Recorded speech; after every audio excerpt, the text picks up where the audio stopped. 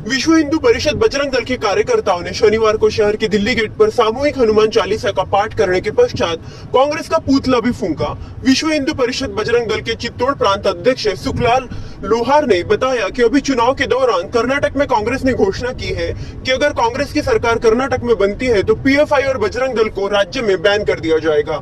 सुखलाल ने बताया कि एक राष्ट्रवादी संगठन अगर अपने चुनाव घोषणा पत्र में इस तरह की घोषणा करता है कि हिंदू संगठन को अगर बैन कर देगा तो हम उसका विरोध करते हैं। बजरंग दल की तुलना पीएफआई संगठन से करना अनुचित है। श्री राम मंदिर निर्माण के पूर्व बजरंग दल की अहम भूमिका मंदिर निर्माण को लेकर रही है।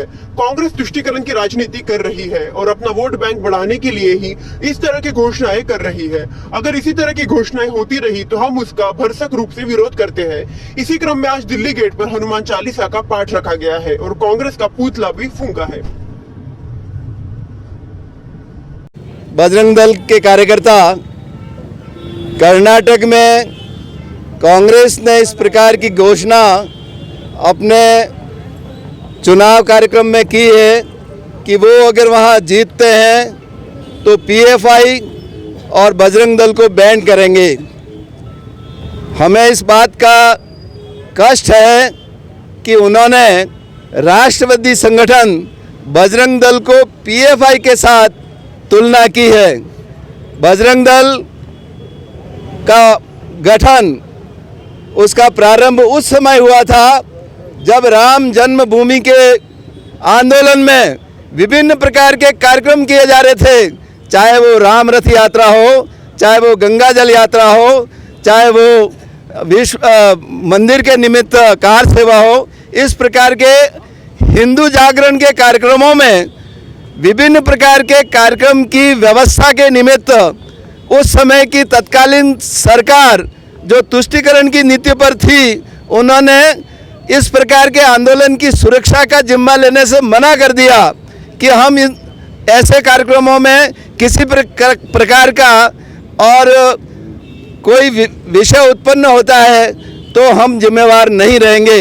इस प्रकार की सरकार की घोषणा के बाद विश्व हिंदू परिषद ने 1984 में बजरंग दल का गठन किया।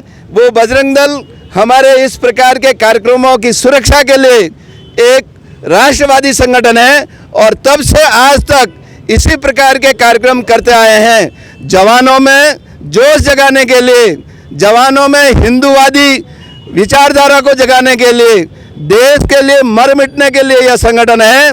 ऐसे संगठन को कांग्रेस ने पीएफआई के साथ तुलना की है।